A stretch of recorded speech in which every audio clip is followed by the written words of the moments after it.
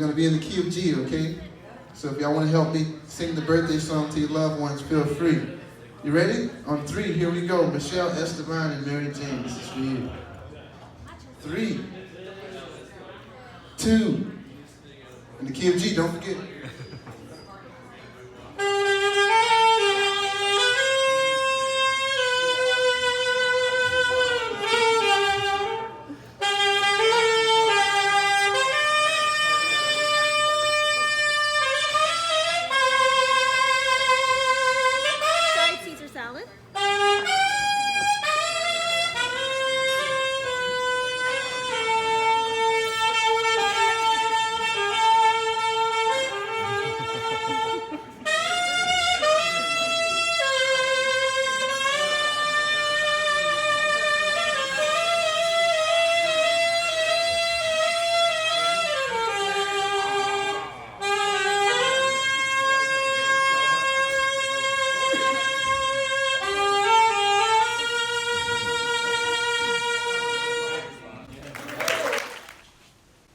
My name's Michelle. This is my so-called handmade life. I have a blog by the same name, and that's my name on Instagram. I'm Mamatronic on Ravelry and Flickr. There's a Ravelry group for this podcast, and in a thread in the Ravelry group, there's an episode thread with all the notes from this episode. I also have the notes down below in the description box on YouTube, and with an embedded YouTube screen with the episode embedded in my blog. So you can comment any of those 3 places: YouTube, Ravelry group, on that episode thread, or on my blog, or when I announce that I'm doing an episode on Instagram. I usually do a screenshot of the title page. You could also comment there if you want. Anytime you comment, just know I might be talking about your comment in the next episode. It kind of shapes where our conversation goes, because that's the whole point of this, is to have a dialogue with other crafters. So, and that's been working really well, even without a ton of comments. I really appreciate those. In fact, not having a ton of comments has allowed me to respond to all of you better in these episodes.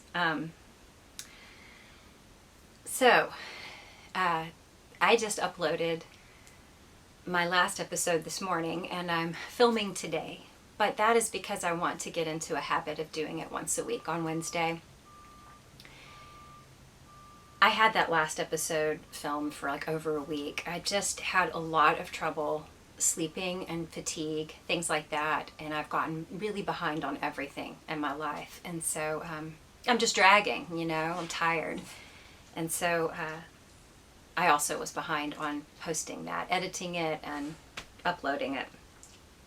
But it was ready to go for a while, and I don't know.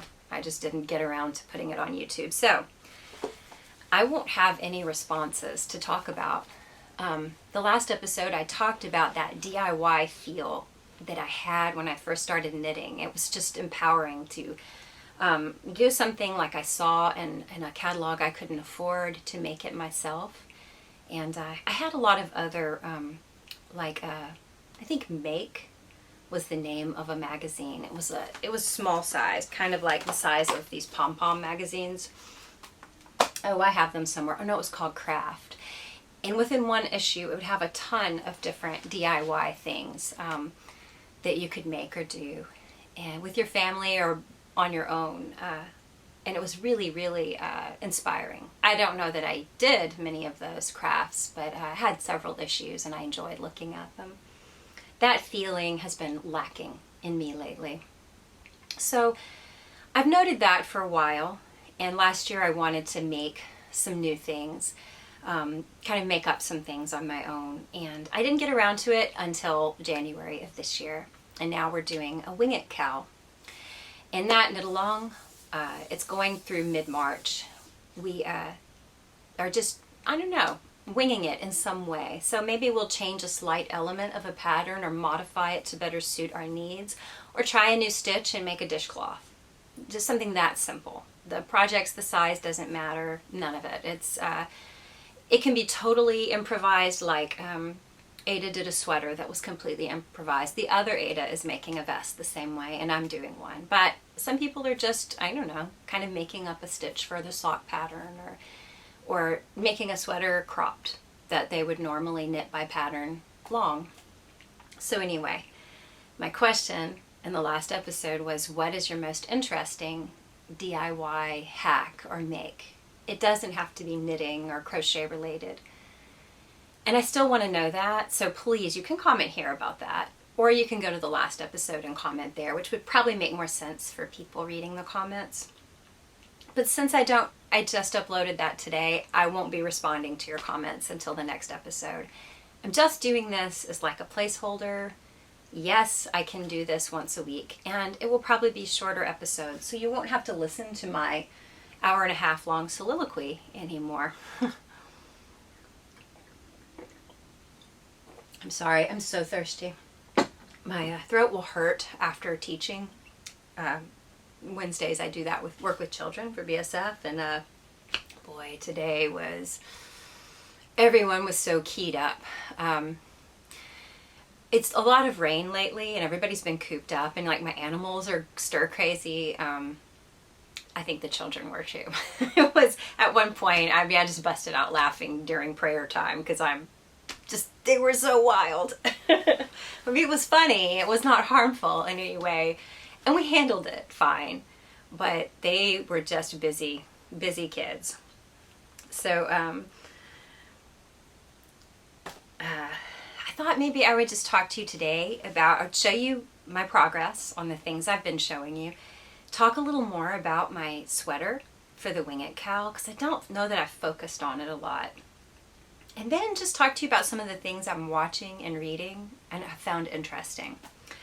So maybe throw in some video or images. Like, okay, in January I had a birthday and a trip. My daughter and a son-in-law couldn't be there, but my son and husband took me to eat at a nice restaurant nearby, and they had a guy playing sax that is there quite often, and he has met us before, and so he serenaded. There were 3 birthday boys and girls, in the audience at the restaurant. He serenaded us, and then everyone sang happy birthday, and we just had a nice meal. He does a really good job of playing some pop music, but it's mostly like blues and things like that he'll play on his sax. It's nice.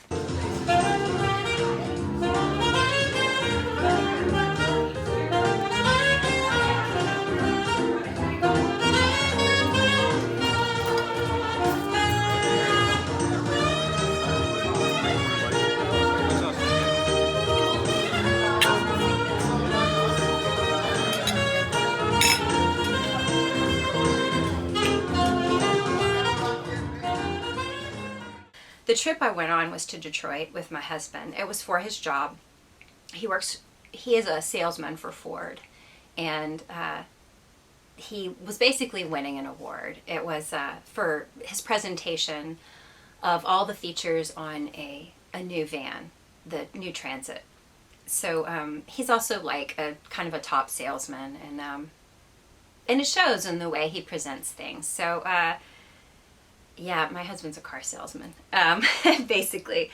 So he went there, and it was kind of neat. It was the auto show. Okay, I'm not all into cars, so a lot of people are. So I went to the auto show, and they had it set up like Ford has like one of the biggest, I don't know what you would call it, staging areas. Like in a craft show, you would have your booth, and you have some of the really big booths, but this is huge area. It's got cars everywhere. They had it set up like American Idol. And basically my husband and like 5 other people who were also finalists in this competition. It's like a team building competition thing. They all presented, like they had 5 minutes to present everything they could about this vehicle as if they were doing it to someone pretending to be a customer. And they had the lights. The set looked like American Idol to me.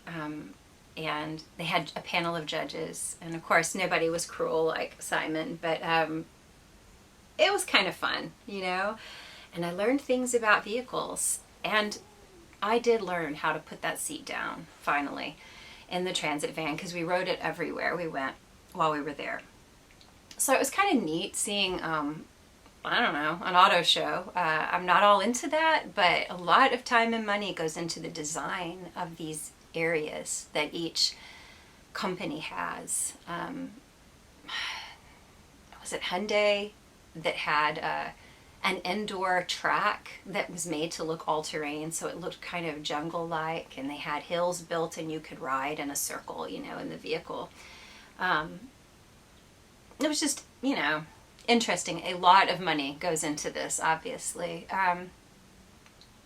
But after that, and he won second place, which was, I mean, the whole trip was an award, you know, basically, but there was something a little bonus that came with that, and it was just kind of, you know, bragging rights. So afterwards, we see the Henry Ford home, which, you know, I'm like, well, that's going to be nice, you know, older home, a lot of antiques, museum-like, but it really isn't. They are restoring it completely, but they have very little that's actually from the time when the Fords lived there. They have some pictures, and that's it. Everything else was auctioned off. So they're actually having everything rebuilt, remade, or refabricated to look like, you know, a reproduction of something that the Ford family used. I mean, everything from the rugs on the floor to the whatever, the molding on the walls to the plant pots that they have plants set in on the sunroom. That was interesting. They're using artisans all over the place to do this, and it will be then a place where people can sit in the furniture and kind of use the space rather than museum-like where you don't touch. I'm not sure what they're planning on doing with that, but we were probably the last group that's going to be in there entertained. We had a dinner there and got to take a tour of it, and one of the ladies that led us around said that she'd had some kind of creepy, freaky things happen when she's there alone at night. But after that, after the auto show, we saw the Henry Ford Museum, which, again, I thought, well, this will be interesting. But I figured, you know, it's just going to be cars. But it was really a history of all sorts of manufacturing and mechanics in the United States. He collected... he didn't just save everything he had personally built or designed. He had all sorts of little artifacts of Americana. And they didn't all have to do with vehicles or transportation. So we couldn't even see it all. It's huge. There's like steam locomotives in this museum, several airplanes. It was just pretty neat to see, like, the Model T. We saw how they could make one in the factory, the way he had it set up to do mass production, because, you know, that was his thing that he kind of revolutionized in our country. They could do it in like an hour and a half, make a car. And we went from that to the Rouge plant, where we saw them make F-150s, and it was kind of like, I don't know, something out of Star Wars, like a droid factory, watching from the beginning to the end the making of a truck. It was just neat to see how his ideas on mass production, assembly line, how it has played out to today. But it's a little sad that these trucks are not more lasting. I mean, I guess they're not built to be, because it's an industry, it's a business, but they could be. I did take a lot of pictures, some of it for you guys, and I felt like a nerd doing it, but it was pretty interesting. They had like weaving, and they had a giant machine that used to work a large factory's loom. Huge gears and pistons, I mean, dangerous looking, running up and down in the floor. We also saw like all the presidential limousines, the actual car where JFK was shot. The first presidential limousine was actually a cart and horse, and he has that in the museum. Oh, and I will say this was right after, it was mid-January, right after the racism discussion started on Instagram. I noted that in this tour they have a huge section on the civil rights movement in America, which surprised me because that doesn't have very much to do with transportation, and I thought it would be all, manufacturing of cars and stuff in the museum. They had a really big section on it, and even though they took us through quickly and we skipped a lot of areas in this museum, they made sure to end with this, so it was important to the Ford family, the foundation, to have an emphasis on racial harmony in our country, equality. I liked that they did that. They had the actual bus, I believe that it was the real bus that Rosa Parks sat on, that kind of sparked the civil rights movement in our country. And you could sit on it and listen to an interview with her, but they didn't give us enough time to do that. And I tried to get some photos of it, but it was like a cramped space. There were like a maze that you walk through, and my lens wouldn't capture it all, but I got some. There was stuff like a KKK Grandmaster or whatever outfit, which at first it was really disturbing to me that it was there, but then I realized, everyone is disturbed by it, and I think that was the point, to remind us. And, total side thing, but when I was visiting my daughter recently, my son-in-law showed me in his history book, one of his books, which they don't live in our city, but they are in Texas, a city right close to me, a big Klan rally right through the center of town. It was so creepy. Old black and white photo, people with torches, a huge number of people gathered there, and it wasn't that long ago. I think it was in the 70s. It kind of blew my mind. Maybe it was 60s, but I'm thinking 70s. It was after the civil rights movement had started and had gained momentum, and I was just really surprised it was so overt and out there at that time. I know there's still a lot of racism in Texas. It surprised me. And of course, they probably wouldn't want to have that in a book here locally in the at the college, but they might. It might be a textbook that their sister schools, his and the one my son goes to, so it's possible my son will have a textbook like that, but so disturbing. Anyway, I liked that they had this section on that, and they even had a ship's manifest from a slaving ship, and it showed a diagram of how they would pack people laying flat side by side, and floors of the ship that weren't even high enough for a person to walk stooped through. So they'd have multi-levels so they could just pack the people in and make the most off of it. This human cargo was awful. I didn't take pictures of those kind of things because rightly so they disturb me, but it's good that the barbaric practice is still there, that we have to reckon with that. So anyway, that was the end of our tour. That's where it ended.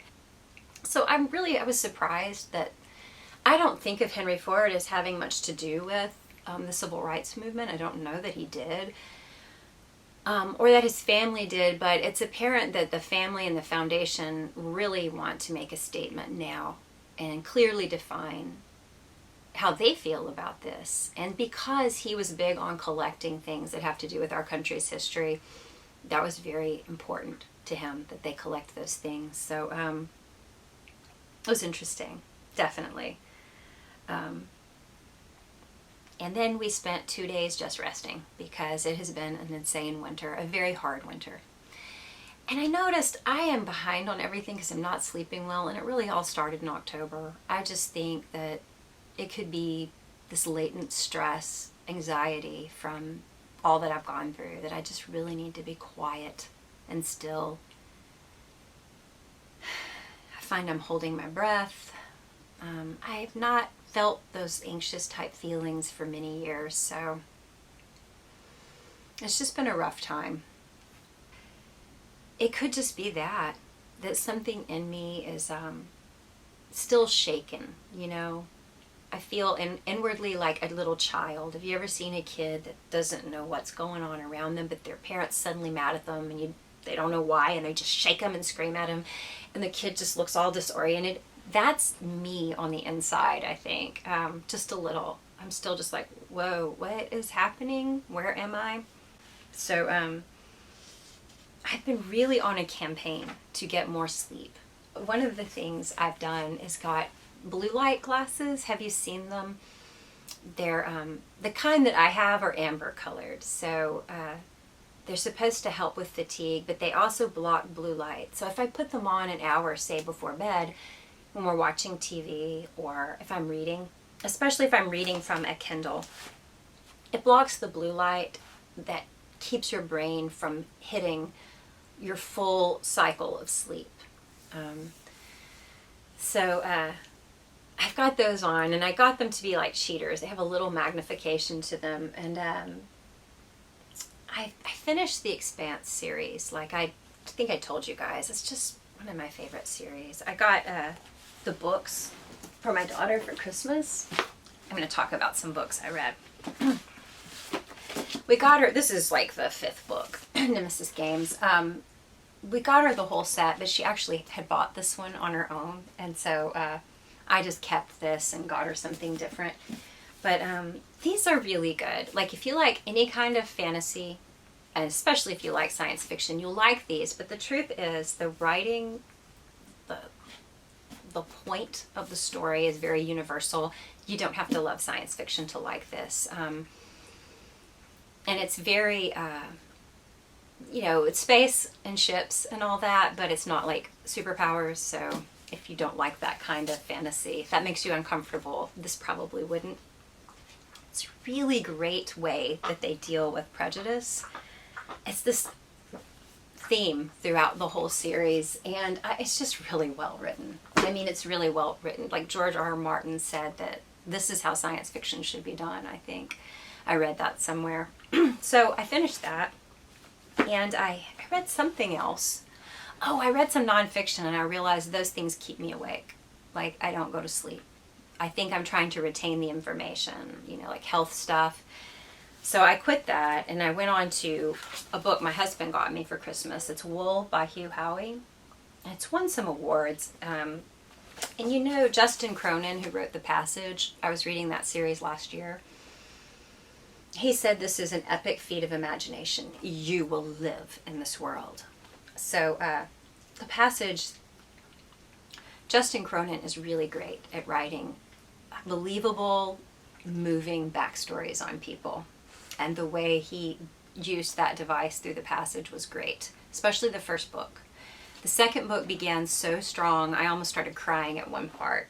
But by the end of the second book, I just didn't love that book, and I didn't love the third book. But he is a good writer, and it's not like... So, anyway, his recommendation of this is that's why my husband got the book for me. And it's good. It's good. I started it, and it's like I'm using a little light so I can try to stay kind of sleepy. And I've got my amber cheaters with prism glasses on top of that, and a little book stand, and I've got it all going, and then I fall asleep and the light stays on and it burns out, and later I'm up for 2 hours and can't sleep and I have no light to read, but I'll figure it out.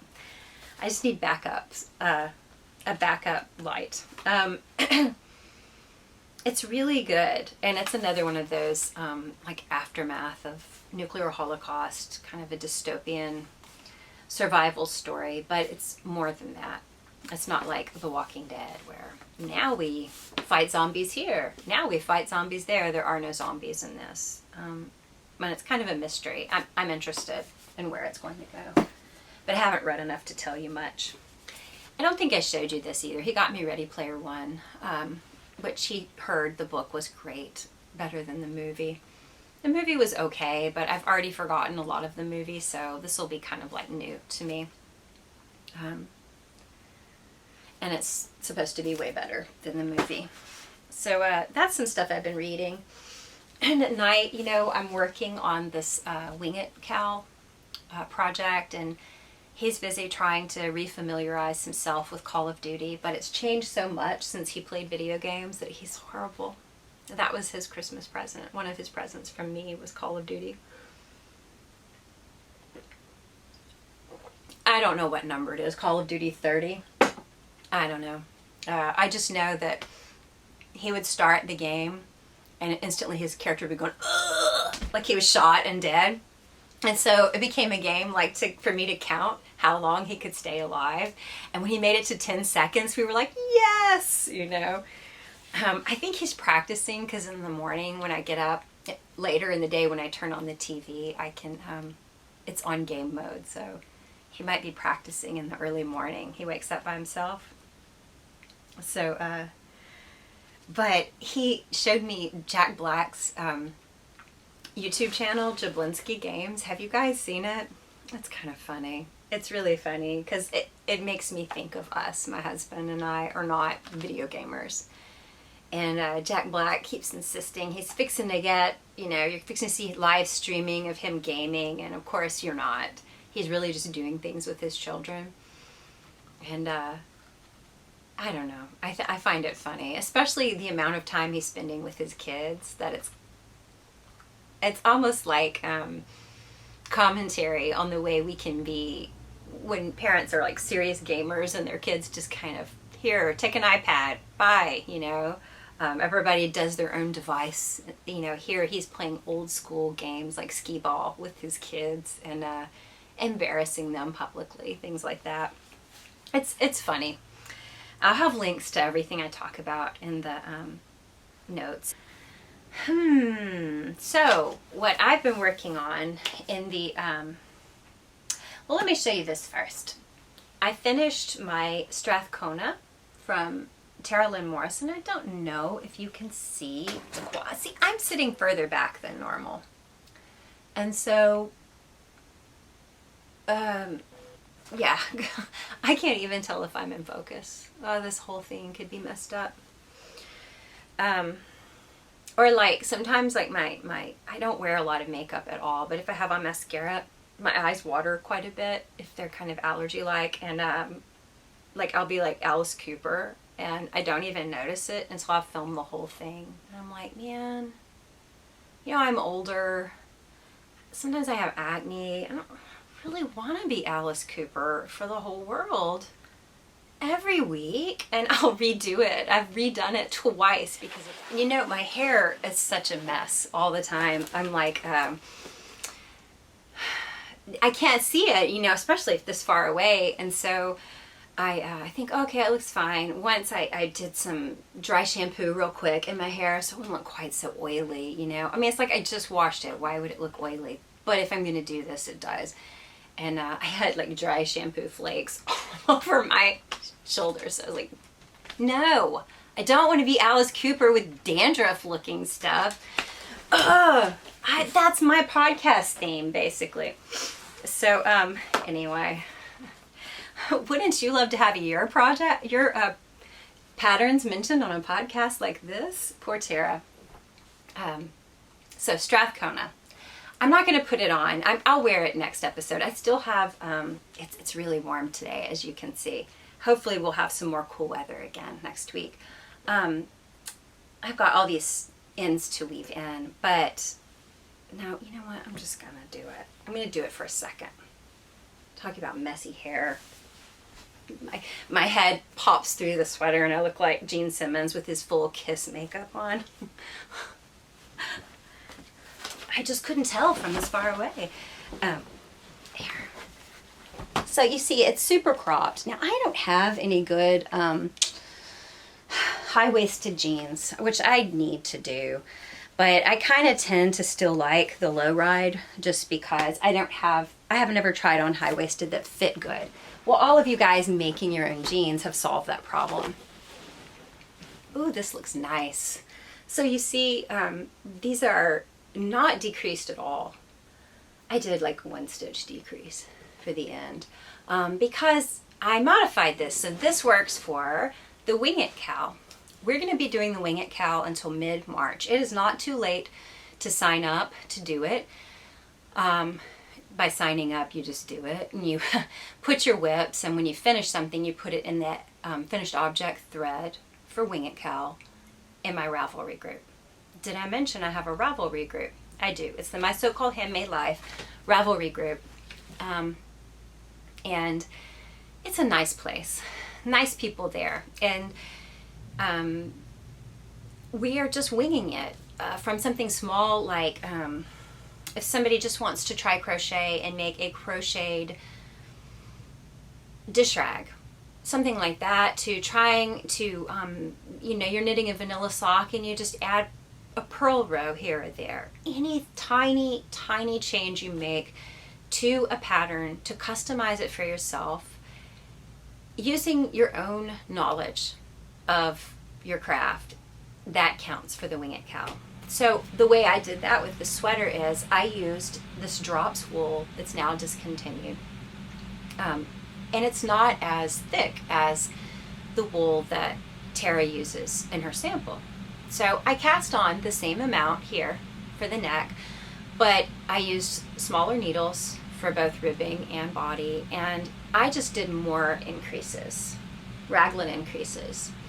Probably 2 or 3 extra ones, and that got me to the body size I wanted. And this is very oversized. Now, I mean, I didn't block a swatch, so hopefully it's not going to be ginormous. But you know what? This is a 2-day sweater. It took me longer because I stopped working on it to work on my Wing It, my official Wing It Cal sweater. But this, I could just reknit this in a weekend. And I really liked working on it. So then I also picked up, no, I didn't pick up an extra stitch here at the, I knit 2 together, and I made one left, knit 2 together and slip knit at the armpit. So I added a decrease at the armpit, which left me with an odd number, and so I decreased 1 before the ribbing. But I did that because the way my gaps at the armpit looked, I just didn't think they looked profesh, but I do think they look that way now. This is like very professional. This looks cute with short hair. Not that I can see what my hair is doing. It might be all crazy, but anyway, I gotta take it off. It's warm, but it's a completely wool sweater, and I love it. I saw Sarah Jane's. I knew I wanted to do this, but when I saw hers, I was like, oh my gosh. And she really, I don't think she entered hers in the knit along. Sarah Jane, you could put yours in the Wing It Cal because you did wing it. Your gauge is not the same as pattern gauge, so you just kind of worked it till it looked like it fit and cast off. She used 2 strands of bulky, I think, held together. No, 2 strands of Fildar Sport, but it's not a sport weight yarn. It's like more of an Aran. So anyway, that was really enjoyable. And I got that Lion brand yarn with my birthday coupon at Joann's, and I was watching the Quirky Monday craft cast with Kalisha, and she said you can use that coupon all month of your birthday, and I was like, crap. I could have gotten some patents and stocked up on some good commercial wool that I could afford and kind of play with, or I don't know. I told you in the last episode, I tend, especially if I'm not sure about if I'm going to like what I'm doing and I might have to rip back, I like using that hardy commercial yarn. I don't want to use really fancy superwash and just rip back, So I thought I would show you guys some of Tara Lynn's older books. Like, I don't know how I first found out about her. It wasn't on Ravelry. It was probably on Flickr.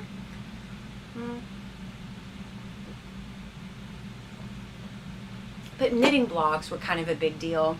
And I don't know that she had a knitting blog. She did have a blog. Anyway, this was her first book. And she had a few patterns out, which I think you can see a lot of her old patterns on her pattern page on Ravelry. I'll have links to everything in the show notes here, or in my episode thread on my Ravelry group, on my blog with an embedded video, or those are the only 3 places. So I've done the headband here. Oh, this was great. It's a collar, and let's see if you can see that.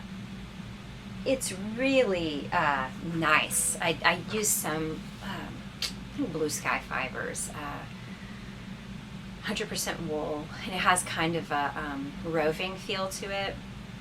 Really nice.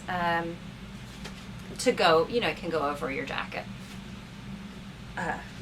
Or with anything. It doesn't have to go over a jacket, but I like it on a jacket. The headband. Let's see. Oh, I also did this tank, the Pembroke tank. And I did use yarn that I liked for this. She used a lot of super bulky, thick and thin yarn at the time, and that was very hard for me to find, thick and thin, but I liked the look of it. I did find Arcania. They had like, maybe it was a ran or worsted thick and thin, and I held 2 strands together and I made this top. I had just enough. In fact, I had to do some modifying to make it enough, but I enjoyed doing that. It looked a lot like this, actually. It was a variegated yarn. So I think that's all I did from this. And so then she had her second book that came out. And I did this Belleville shawl. This was nice with, I did it with cotton, thick and thin yarn, which is different, but actually really worked for me. It's not as lush and full, but it really works for where I live. Like, it's a cute accessory that's not going to make you hot. And then she has like a headband here, the Windsor headband. These are all older patterns. I'm not even sure. These are probably on her website.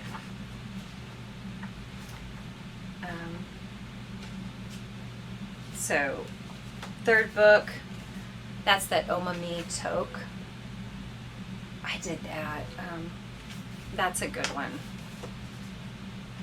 that I've enjoyed a lot. Here's where she started doing a lot of fringe, and here's the Bancroft sweater. I did not knit that one.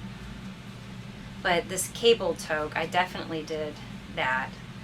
And I did this blanket wrap also, and I did it in roving, and I think I held it together with something else to make it a little thicker, which is a trick.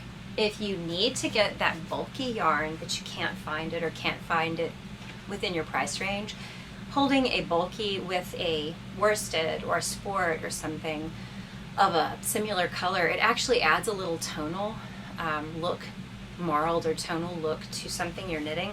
This being a lace wrap, I didn't want a lot of marling, but it gave it a bit of a tonal look. And it's nice. And mine came out the same size, and it looks the same heft, and is wool. And got some compliments too. Let's see if I want to show you anything else in here. I did do this halter crop. I don't even know if that fits me anymore. That was fun to do. I used like Janae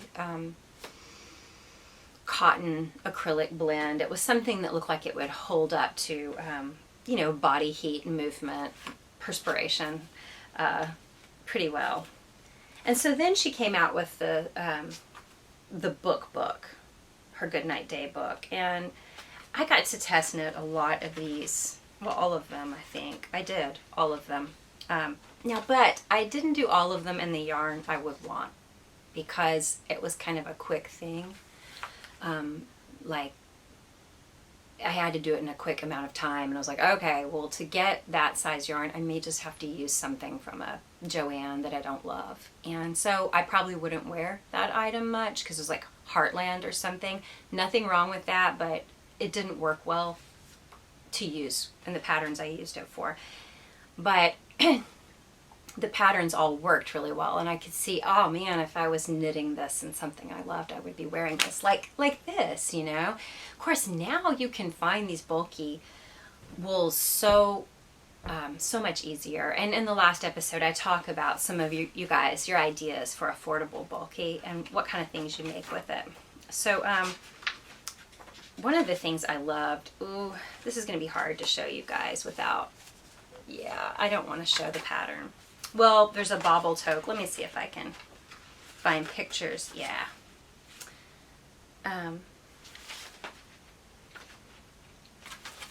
Here's the Belleville. This is when I knit the Belleville, I guess, for this.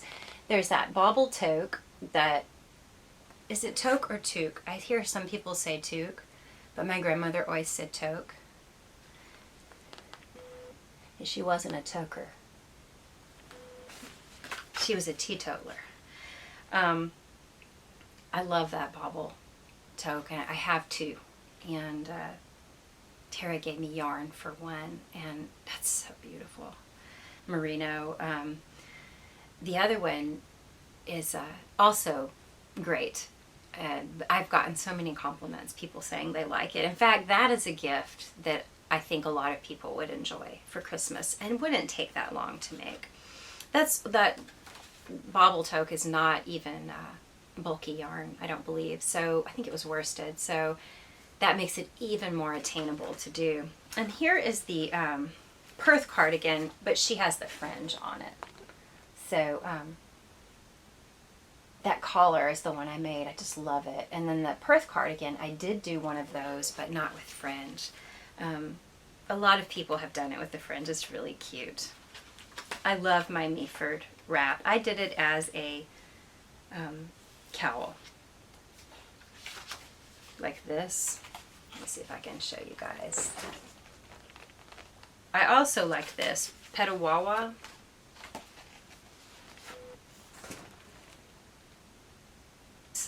That's also, I think, in a worsted weight yarn. Then I liked the Minto cowl. That one came out good. And I did it, I marled it. I held two yarns together to make it the right bulky thickness, and I like the way it looked. And then there was the Welland sweater. That's one I knit. It came out great. I just did not like the yarn I used. I did it simply to test knit and see if it came out right. I didn't have many options I could find at the time. There's a lot more now.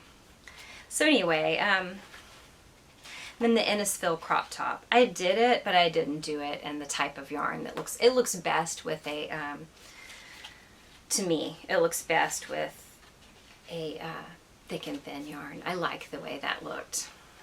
And I think that has a little more drape on the body. So anyway, I don't know why. I'm just yakking to you guys. And these are all, and then of course there's her new book with some new things in it and redesigned, possibly Perth. No, the Strathcona's in it, and then a redesigned cropped Kingston, which is similar to the Strathcona but without the turtleneck or the mock turtleneck. It's more of a crew neck. Anyway, so I've got my Lion Brand yarn for that, and I've got some more wool for another one of them. Anyway, another little knitting book. This is new. I got this week. The newest pom-pom. I know you guys have probably seen the patterns floating around on Instagram or wherever. This Woodwardia, it's a similar shape to this Strathcona with a turtleneck, an actual roll down turtleneck, but it looks like a worsted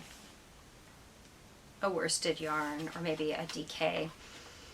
It's really got a pretty raglan detail for the increases, and I like that one. I like these Felix mitts.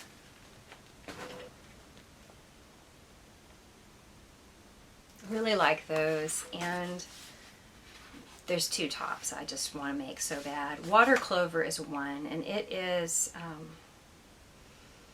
crochet, which I haven't done a lot of, and so I'm a little intimidated to do something crochet lace like this. It's just so beautiful, but I want to do it, and it would be so great to do that living in such a warm climate. And then I love Emily Green's designs, and I have yet to knit one of her designs, but I love them all. Always these strong graphic lines. Let me see if I can find a good picture. Yeah, of this top. And it is called, I think, Ginkafite.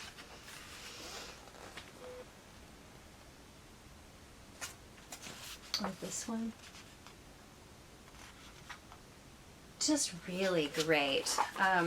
The last thing that I think I would really want to make from this might be Aria, which is a wrap, a lace wrap. Let's see if you can see that here. Yeah, so there's a lot of good stuff in this pom-pom.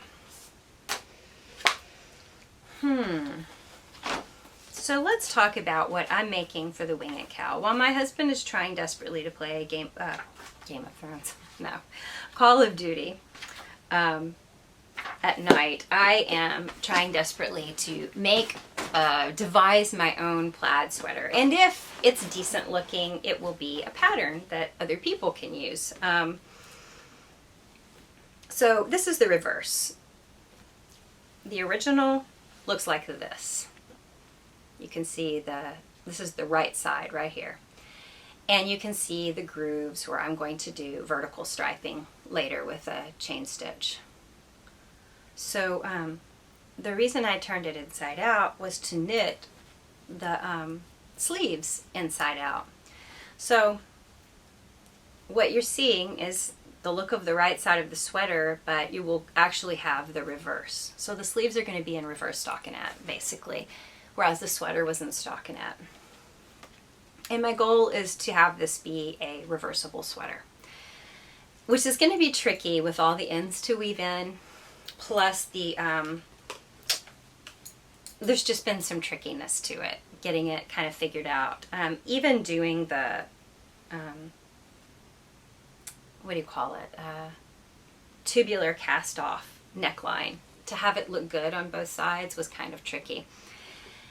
And you know, you don't have to do reversible, but I thought, how cool would that be? Of course, it looks really similar, but it's different. The texture is different on each side. There's the elements of texture and vertical and horizontal striping, but they're kind of reversed, you know, for each side. And you have a bit of each. You have a sleeve that's in stockinette, a body that's in reverse stockinette, or the other way around, no matter how you wear it. So I turned it inside out to do the sleeves, to pick up the stitches for the sleeves. And I know that, I think for my bulky easy one, we were directed, I don't really know how we were directed to pick up the stitches. I know that mine has kind of a raw seamed look on the right side, and I believe that's how it was supposed to look based on the pictures I saw.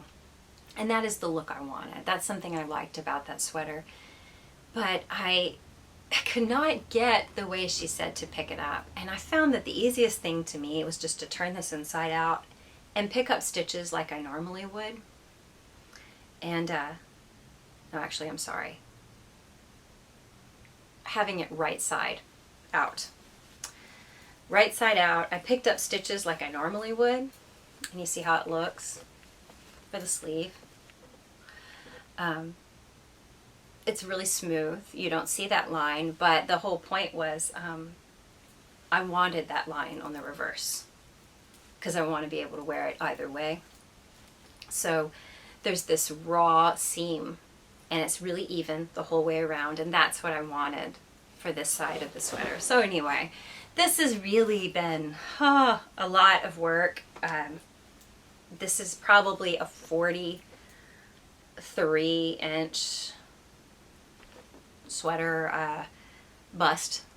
I wanted about 8 to 10 inches, and so right now it's probably 43-inch, and it will block out probably another inch or so.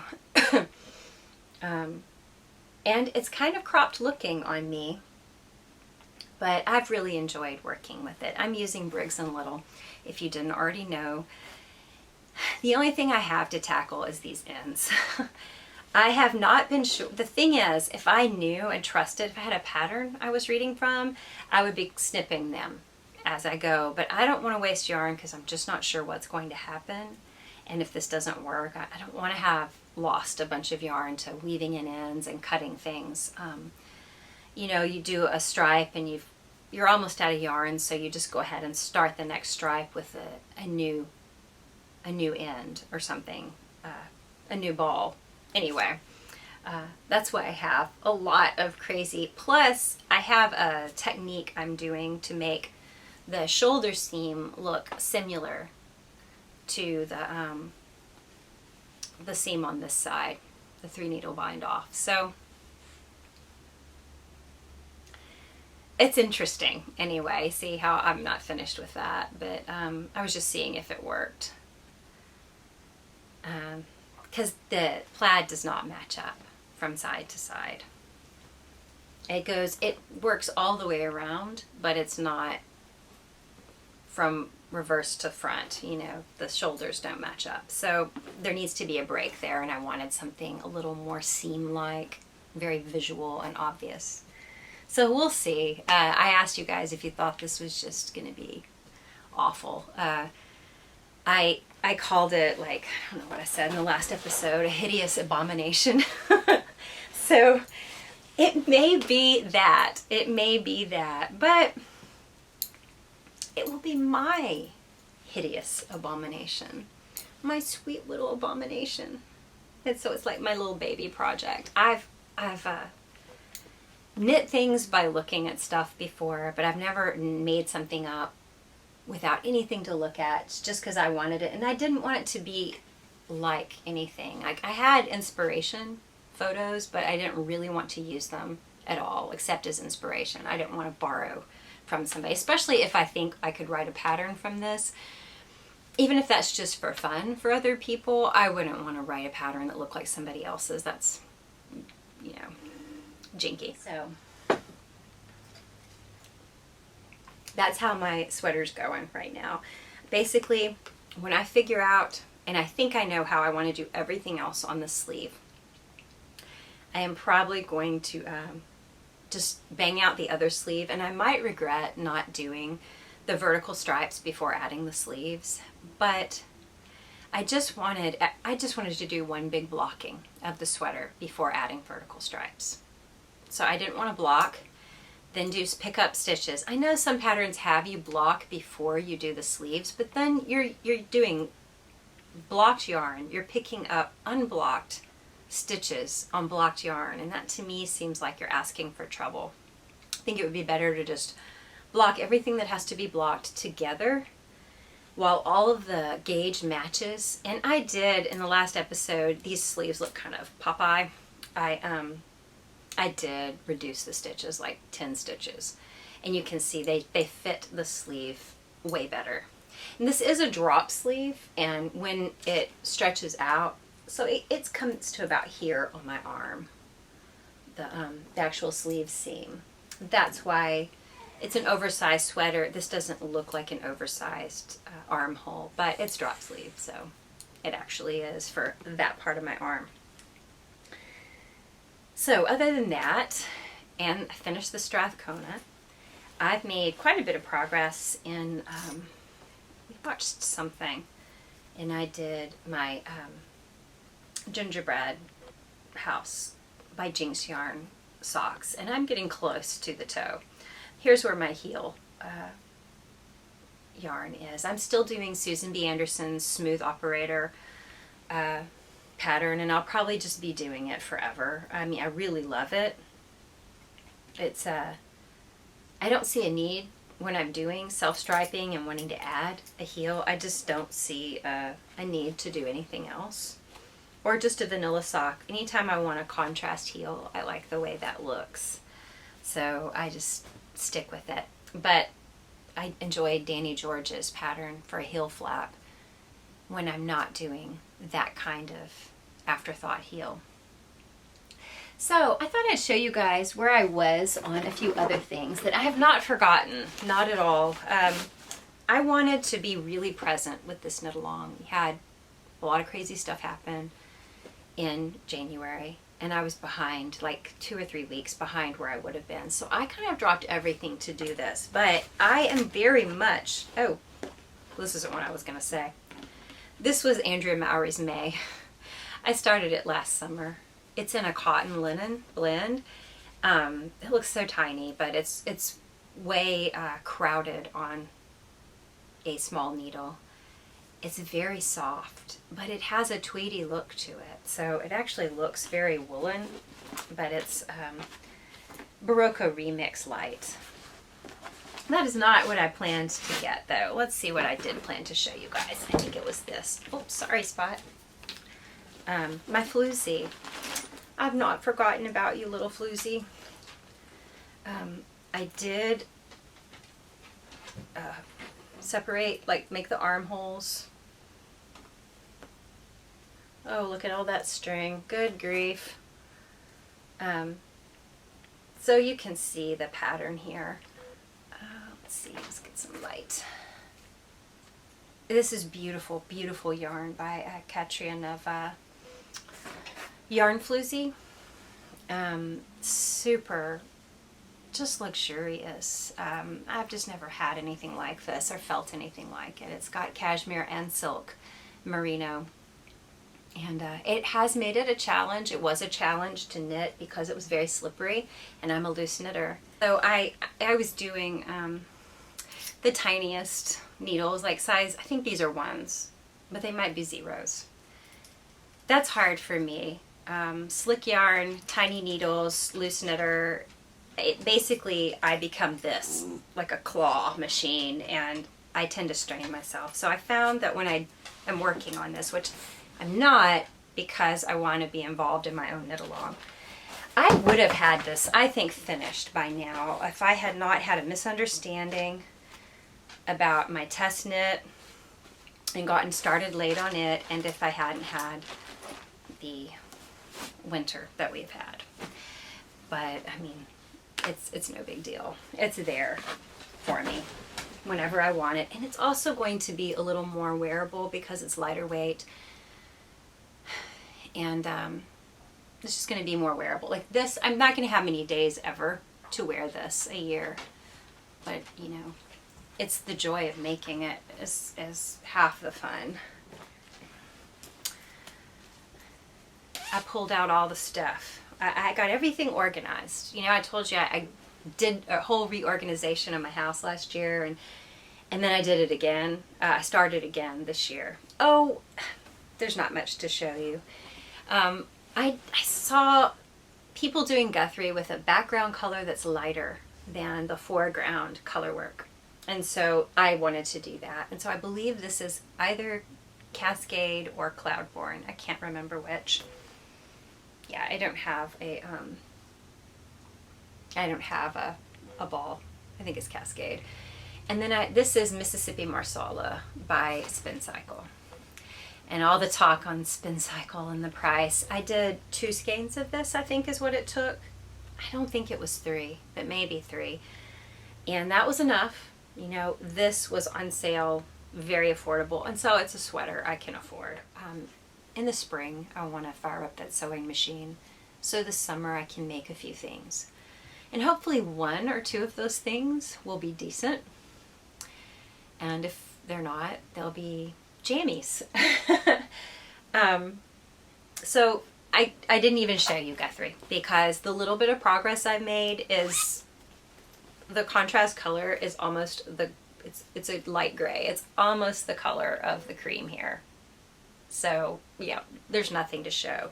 Jen in our group, however, and she might have it in Whips, other Whips NFOs thread in the My So-Called Handmade Life Ravelry group, she might have her Guthrie, and it is a beautiful high contrast, like a burgundy yarn is the background and white or cream for the foreground, and it's just fantastic.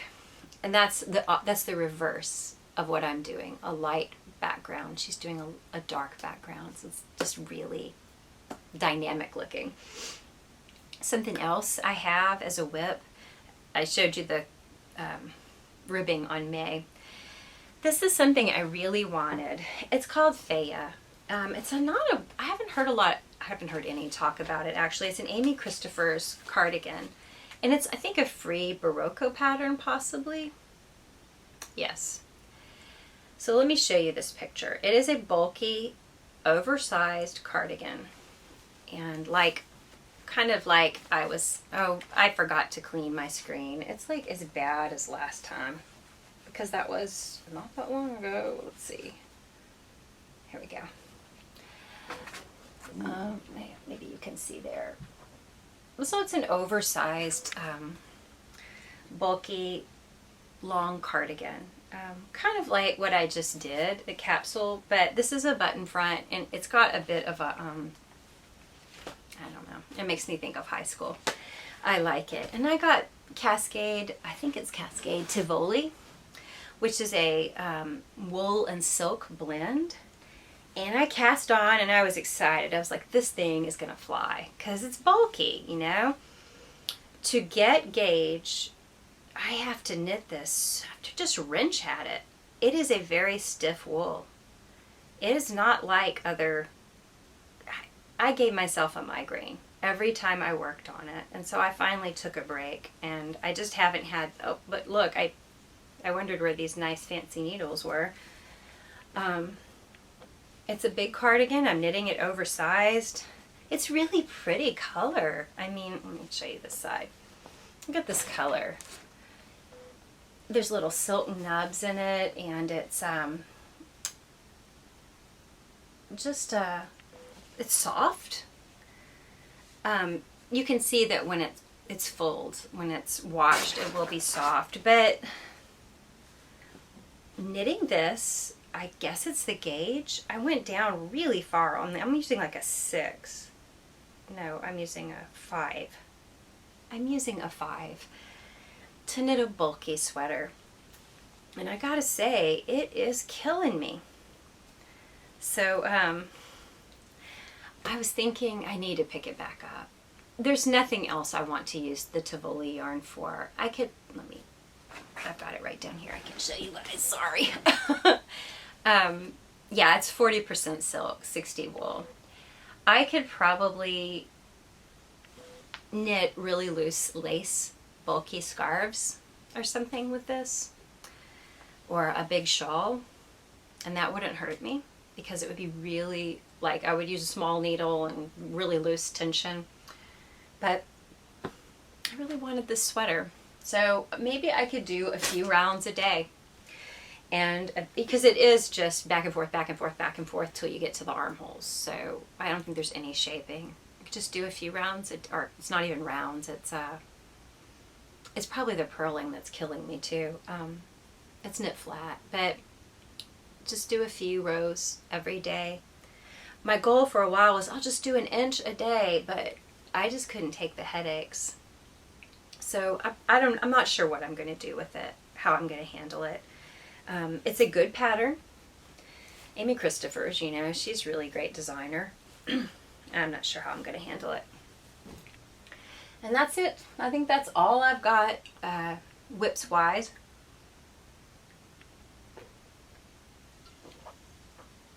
Maybe I'll, I don't know. I don't know what else I'll do. I talked way longer than I thought I would. So I hope you guys have a good week, and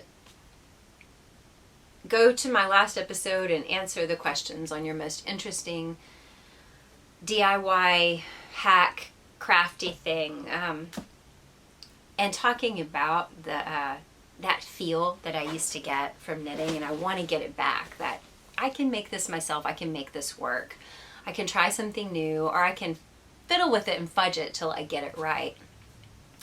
A feeling of beating a system designed to force you to spend and rely on the style guidelines or the fashion industry or something. I liked that feel to things, and I found these magazines, knitting magazines from that era, and they were really trying to appeal to that. You know, like the Debbie Stoller book I showed you in the last episode, that had a real kind of a punk rock knitter feel, and it was all fun, you know, like the skull sweater and things like that. Those Knit One magazines, they're really trying hard to be that, and maybe I'll flip through one with you, and in a minute, you know, or this evening maybe I'll look at it and film it. They're just fun to look back at. I remember getting them and being excited, like this idea, it's not a bad idea, it's just the way it's executed in the Lion brand. I don't know, you know, and I'm not a yarn snob, but there's a lot of fun fur. A lot of fun fur. But there was a lot of fun fur yarn being used in, you know, the early 2000s. So I knit a fun fur scarf for my daughter, and that was it. I still have fun fur, I think. I was going to make a cat bed that was in knitty, and I never did it. And the yarn got really tangled, and that's the worst. And trying to untangle fun fur is ridiculous. So anyway, yeah, I'll look at it later with you. So I don't have any question for you. Just go back to last week, episode 26, and answer my question there, please. And you guys have fun knitting. Bye.